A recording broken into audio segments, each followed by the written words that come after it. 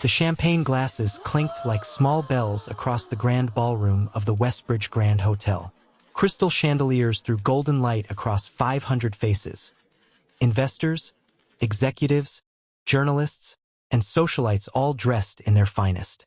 The air smelled of expensive cologne and ambition. At the center of it all, on a raised stage framed by floor-to-ceiling glass windows overlooking the glittering city skyline, stood two men who looked like they owned the world. One of them did.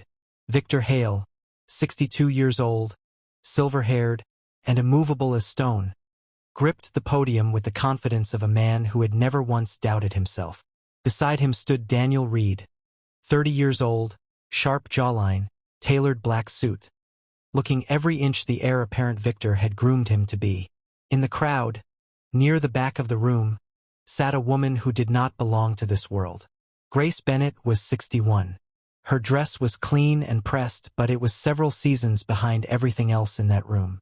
Her hands, folded quietly in her lap, told a story her face refused to show. Hands roughened from decades of work, from early mornings and late nights, from scrubbing floors and carrying plates and typing numbers into ledgers long after midnight. She had taken 3 buses to get here tonight. She had not been invited. She had come because Daniel was her son, and a mother does not need an invitation to witness the life she built. Victor leaned into the microphone, his voice filling every corner of the room. "Tonight," he said, "I am proud to announce the future of Hale Industries, a young man I have mentored, shaped, and prepared for this moment. A man who understands that power is not inherited, it is earned." He paused for dramatic effect. "Ladies and gentlemen, Daniel Reed will be my successor." The applause was immediate and thunderous. Daniel smiled, shook Victor's hand, and turned to face the crowd. For just a moment, one brief, electric moment, his eyes found his mother in the back of the room. Grace smiled at him, a small, tired, deeply proud smile. And then Daniel looked away. Victor leaned toward him and said something low, something the microphone did not catch. Daniel's jaw tightened. He cleared his throat and reached for the second microphone. The applause faded. The room waited. "I want to say something," Daniel began, his voice steady, "about where I come from, about the kind of man I've become." He paused. "Victor Hale found me when I had nothing. He gave me direction, purpose, and vision. My past," he stopped, swallowed. "My past is something I've had to overcome, not carry." A murmur moved through the crowd. "I am not a product of where I came from," Daniel continued. "I am a product of where I chose to go." Grace stopped breathing. She understood exactly what he meant. She understood it the way only a mother can. Completely, instantly, and with the particular devastation of someone who never saw it coming. Her son, the boy she had starved herself to feed, the boy she had walked 2 miles in the rain to take to school because the bus fare was money she didn't have. That boy had just told 500 strangers that she was something to be overcome. She did not cry. She did not stand. She pressed her lips together and looked down at her hands. And that was when the doors at the back of the ballroom opened. A man in a charcoal suit walked in with the calm precision of someone who had been waiting years for this exact moment. He was in his 50s, silver at his temples, carrying a leather briefcase that looked like it contained something heavier than documents. He caught Grace's eye as he passed her row, gave the smallest nod, and continued toward the front of the room. Miles Carter, family attorney, and the man who knew everything. If you're new here, subscribe and hit that bell, because this story is only getting started. To understand what happened in that ballroom, you have to go back 30 years. You have to go back to a small apartment on the east side of Westbridge, before it was the gleaming city it is today, when it was still a place where working people struggled and dreamed in equal measure. Grace Bennett now, but Grace Collins then, was 31 years old when her husband Arthur got sick the first time. He had been coughing for months before he finally went to the doctor. The diagnosis was serious. The medical bills were immediate. And the small construction supply business that Arthur had poured 5 years of his life into was still too young, too fragile, to carry the weight of what came next. Arthur Collins was not a man who complained. He was the kind of man who got up before sunrise because the day felt longer that way, who kept a notebook of ideas in his shirt pocket, who looked at problems the way other people look at puzzles, with interest rather than dread. He loved Grace the way steady men love. Quietly, consistently, without performance.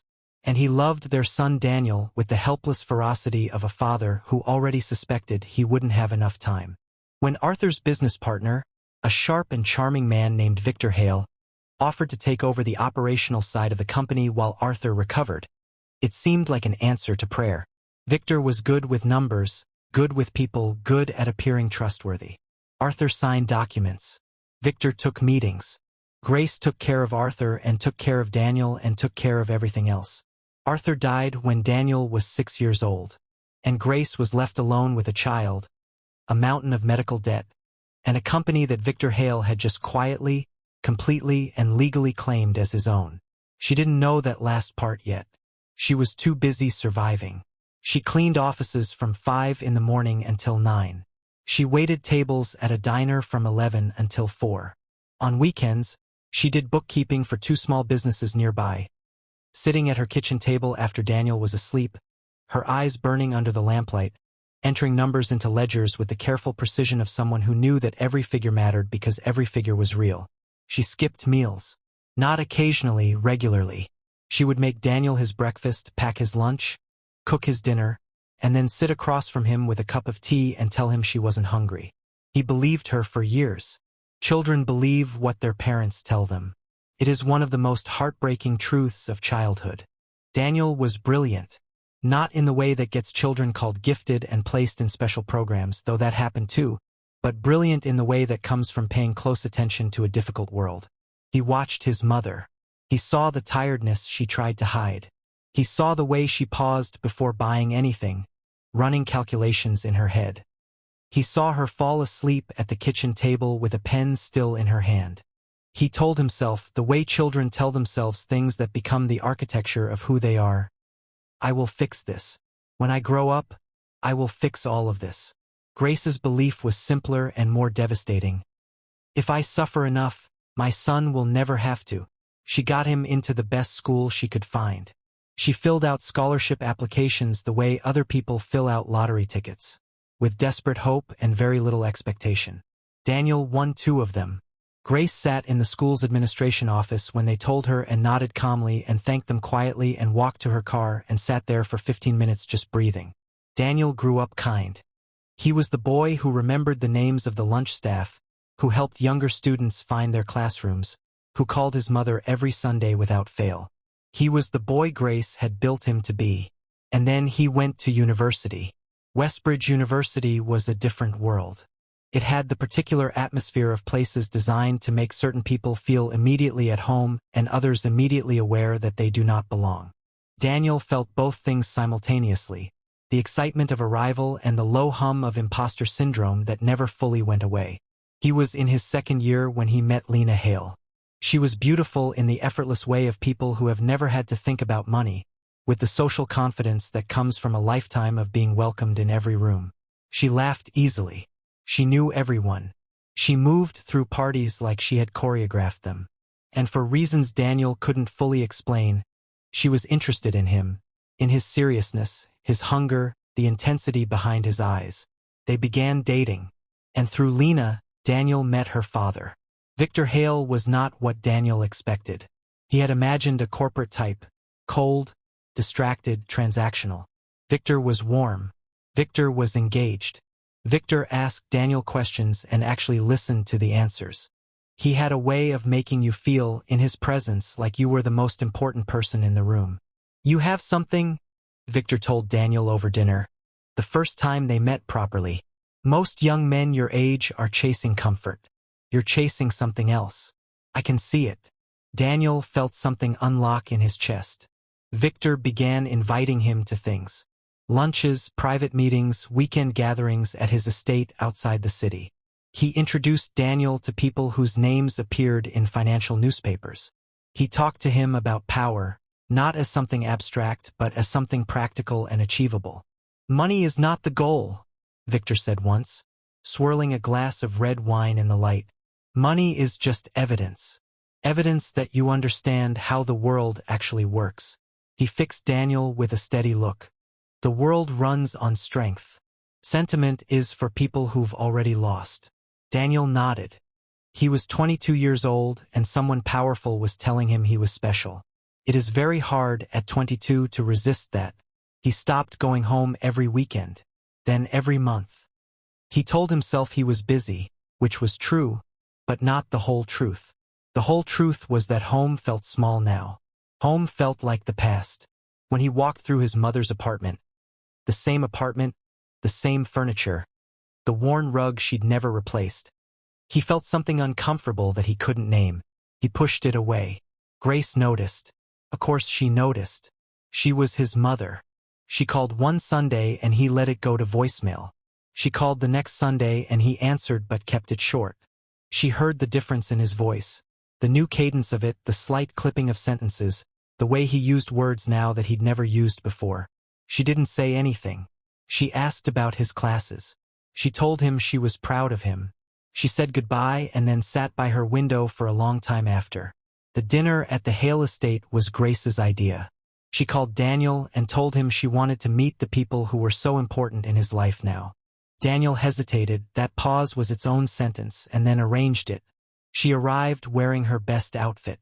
She had bought a new pair of shoes for the occasion, practical ones, still more expensive than she should have spent. She carried a small gift for Lena, something she had wrapped carefully at home. The Hale estate was the kind of home that announces itself. Grace stood at the entrance and took it in without expression. Inside, things were cordial on the surface and something else entirely underneath. Victor greeted her with a handshake that lasted exactly as long as it needed to and not a moment longer. Lena was polite.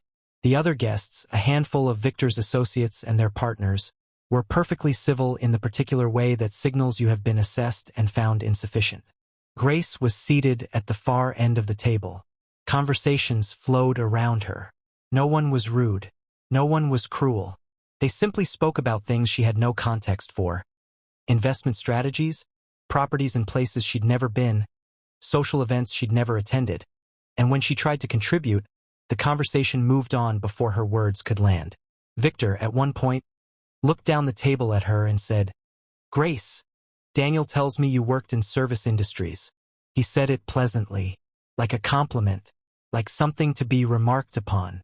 "I worked several jobs," Grace said calmly, "for many years." "Impressive," Victor said and turned away. Daniel stared at his plate. On her way to the bathroom, Grace passed a hallway lined with photographs. She wasn't looking for anything. She stopped because a face was familiar, not Victor's face, but the face beside his. Younger, thinner, but unmistakable. Arthur's face. Her husband's face. She stood very still. The photograph showed two young men shaking hands in front of a building she recognized. It was the original office of what would become Hale Industries. The building had been demolished years ago. She knew it because Arthur had pointed it out to her once, on a drive, early in their marriage. He had been proud. He had said, "That's where we started." She had assumed he meant where Victor started. She had assumed a lot of things. She looked at the photograph for a long time. Then she took out her phone and photographed it. Then she walked back to the table and finished dinner and said goodbye and drove home and called Miles Carter the next morning. Miles Carter had been Arthur Collins' attorney. He was one of the few people from that time who Grace had maintained any contact with. Christmas cards, occasional calls, the kind of quiet continuity that doesn't ask much but remains steady. When she called him, he answered on the second ring. "Grace," he said, "I've been waiting for you to call." She met him at his office 2 days later. He had a file on his desk when she arrived. It was thick. It had clearly been prepared some time ago. "How long have you known?" she asked before he could speak. "Long enough," Miles said. "But I needed you to come to me. I needed you to be ready." What Miles laid out over the next 2 hours rearranged everything Grace thought she understood about the last 30 years. Arthur Collins had not been Victor Hale's employee. He had been his equal, his co-founder, his partner, the man whose original contacts and construction industry relationships had made the first contracts possible. Arthur had held 40% of the company. The paperwork was real, registered, legitimate. When Arthur became ill, Victor had approached him with a restructuring proposal, a way to simplify the company's ownership during what they both hoped would be a temporary health crisis. Arthur, who trusted Victor, who was exhausted and frightened and focused on surviving, had signed. The documents were complex. The legal language was dense. And what Arthur had signed, without fully understanding, was a transfer that reduced his stake to almost nothing in the event of his death, with Victor holding sole discretion over any remaining assets. Arthur had realized it toward the end. That was when he wrote the note. Miles slid it across the desk. It was handwritten on a page torn from a notebook. Arthur's handwriting, unmistakable, slightly unsteady from illness. Grace pressed her hand flat on the paper. If anything happens to me, do not trust Victor Hale. He knows what he did. Make sure Daniel knows the truth when he is ready to hear it. Grace sat with that sentence for a long time. There's more, Miles said quietly. The ownership transfer had a provision Victor didn't fully account for. Arthur's stake didn't disappear. It was held in a kind of legal suspension, tied to Arthur's estate. It was never properly dissolved. With the right filing, the right argument, it can be reclaimed. By you. By Daniel. By the Collins estate. Grace looked up. What does that mean? It means, Miles said, that a significant portion of what Victor Hale has built belongs, legally and morally, to your family. The room was very quiet. What do you want to do? Miles asked. Grace thought about the dinner table, about the way Victor had said service industries, about Daniel's voice when he said my past is something I've had to overcome, about Arthur's unsteady handwriting on a torn piece of paper. Nothing yet, she said. There's something I need to witness first. Victor summoned Daniel to his study 3 days later. Grace didn't know the meeting was happening. Daniel didn't tell her. But the content of it reached her anyway, in the way painful things always do, through the wrong door at the wrong time. She had come to Daniel's apartment, something she almost never did, not wanting to impose, because she had baked the lemon cake he had loved since childhood, and she thought, perhaps foolishly, that it might open something between them. She let herself in with the spare key he'd given her years ago. She set the cake on the kitchen counter. And then she heard his voice from the study. He was on the phone. The door was half open. Victor, I understand what you're asking, Daniel was saying. And I agree with you. I've been too, yes. I know. She's from a different world, Victor. She doesn't understand how things work at this level. A pause. I can't keep explaining myself to someone who... I know what's at stake. Another pause, longer. Then, quietly but clearly, she's holding me back. You're right. She always has been. Grace stood in the kitchen with her hand on the lemon cake. She did not make a sound. She picked up her bag. She left the apartment. She walked to the elevator, pressed the button, and rode down to the lobby. She walked through the lobby, through the revolving door, out onto the street, and she stood on the pavement in the afternoon light with the city moving around her. Then she took out her phone and called Miles. It's time, she said. Expose everything. The Westbridge Corporate Futures Summit was the most important business event of the year. Victor had chosen it deliberately, the maximum audience, the maximum impact, the perfect stage to formally install Daniel as the heir to an empire. The ballroom was packed. The press were there. Cameras. Live streams. Every significant name in Westbridge business had come. Victor took the stage to sustained applause. Daniel stood beside him, composed and confident in a way that had taken years to build. The announcement was moments away, and then Miles Carter walked to the front of the room. He didn't rush. He didn't announce himself dramatically. He simply walked forward, opened his briefcase at the side of the stage, and held up a hand in a gesture so calm and authoritative that the room instinctively went quiet. Victor's smile didn't move. This is a private event, he said, into the microphone with dangerous pleasantness. It is, Miles agreed. Which is why what I'm about to present is particularly relevant to everyone in this room who has invested in Hale Industries. He looked around the room. My name is Miles Carter. I represent the estate of Arthur Collins, co-founder of what is now Hale Industries, whose legal stake in this company was never properly dissolved, and who was defrauded of his ownership during a period of serious illness. He held up the first document. "I have the original partnership agreement." He held up the second. "I have the ownership records." He held up the third. "I have the legal analysis confirming the Arthur Collins estate's current claim." And then, last, he held up a single sheet of paper in a clear protective sleeve. "And I have a handwritten letter from Arthur Collins himself, dated 6 months before his death, stating that Victor Hale could not be trusted with what they had built together." The room erupted. Not in applause. In noise, the particular chaos of 500 people processing something that rearranges everything they thought they knew. Journalists were already typing. Investors were already calling. Victor stood at the podium with his smile finally, completely gone. And for the first time in perhaps 30 years, he looked like a man with nowhere to go. Daniel stood very still. Lena, in the third row, looked at her father's face. Really looked at it, perhaps for the first time, and saw something there that she recognized but had never wanted to name. "Victor." Her voice was quiet, but it cut through the noise. She stood up. "Is this true?" Victor said nothing. "Dad." Her voice cracked on the word. "Is this true?" Victor Hale, who had built an empire on the confidence of his own unchallenged version of events, looked at his daughter and could not answer her.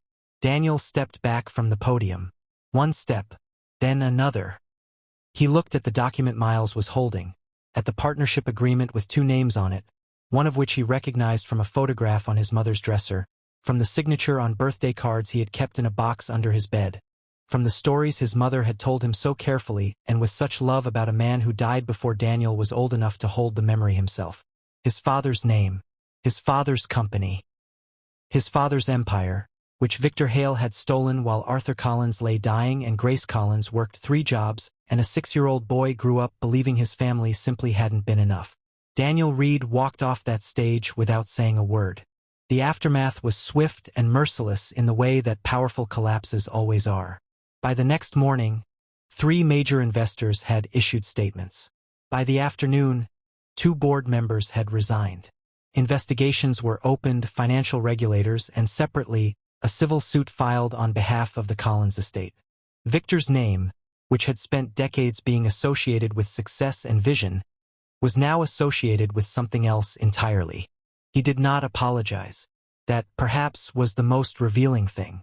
A man who had spent 30 years building a reputation for confidence found that the same confidence that built the reputation made it impossible for him to do the one thing that might have salvaged something. He could not say "I was wrong." He had never learned how. Lena moved out of the family home within the week. She and Daniel had not spoken. There wasn't much to say. The relationship they had built had been constructed, at least partly, on a foundation that had just been publicly demolished. Daniel was removed from the succession plan. There was, in the end, no succession plan. There was a company in legal crisis, an empire in the process of being picked apart, and a man standing in the rubble trying to remember who he was before someone else decided for him. He went to his mother's apartment. He had not been there in 2 years. The same worn rug was on the floor. The same photographs on the wall, including one of Arthur that Daniel had not looked at properly in longer than he could remember. He stood in the kitchen while Grace made tea, and he looked at that photograph, and he thought about a handwritten note on a torn piece of paper, and he thought about a 6-year-old boy, and he thought about the lemon cake his mother used to make. "I know you were here," he said finally, without turning around.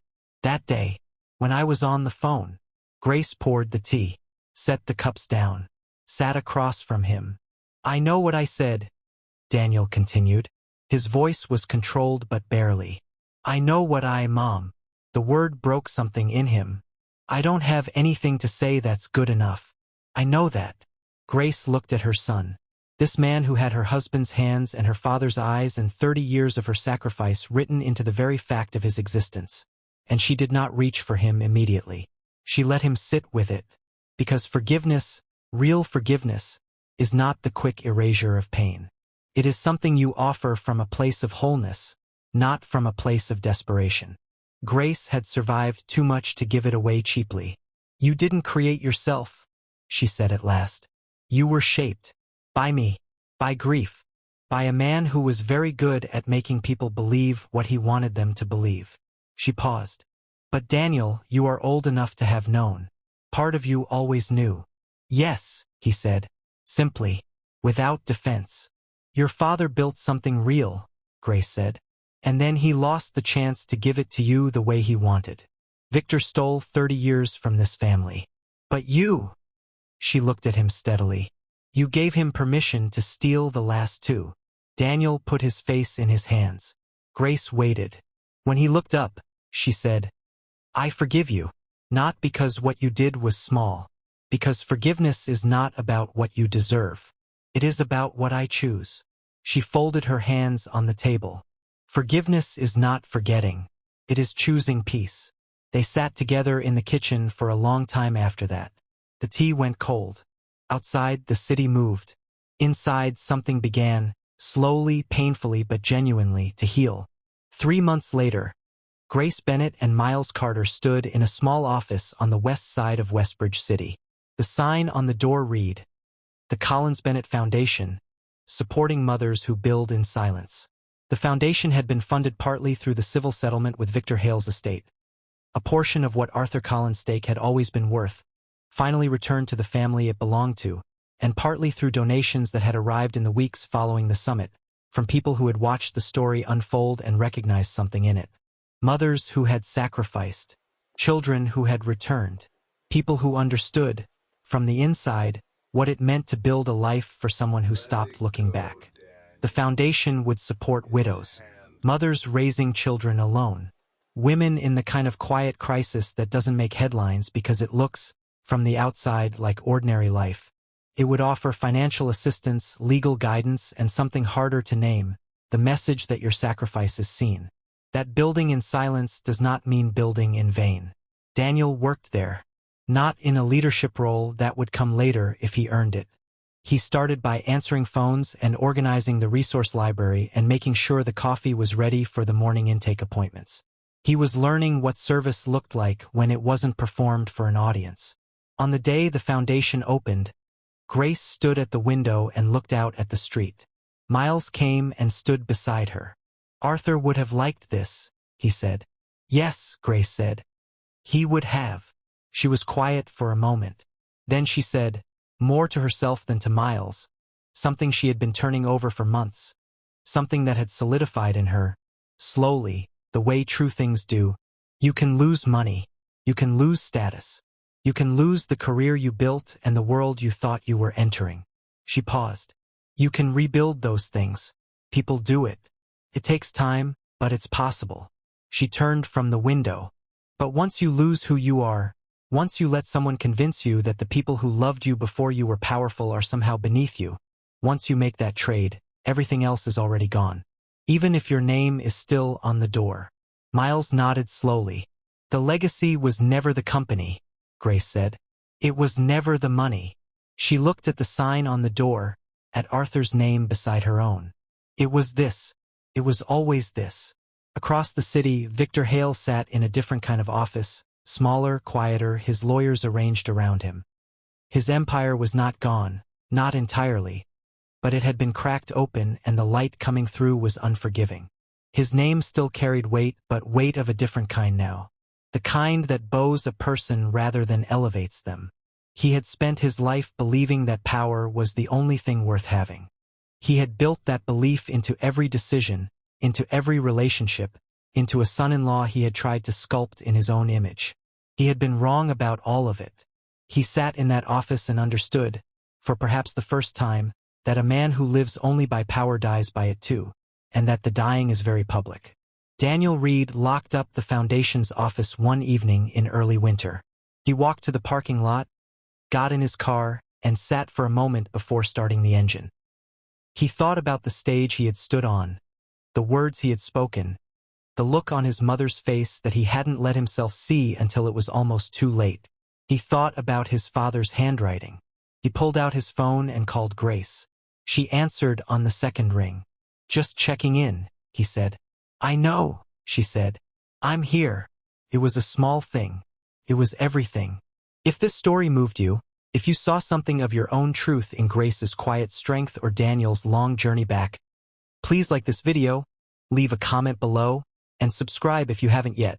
There are more stories like this one coming, stories about sacrifice, about truth, and about the kind of legacy that no one can take from you. Because the empire Victor Hale built collapsed under the weight of one lie. But what Grace Bennett built, with tired hands and cold cups of tea and a love that never once asked to be thanked, that is still standing. That is still standing.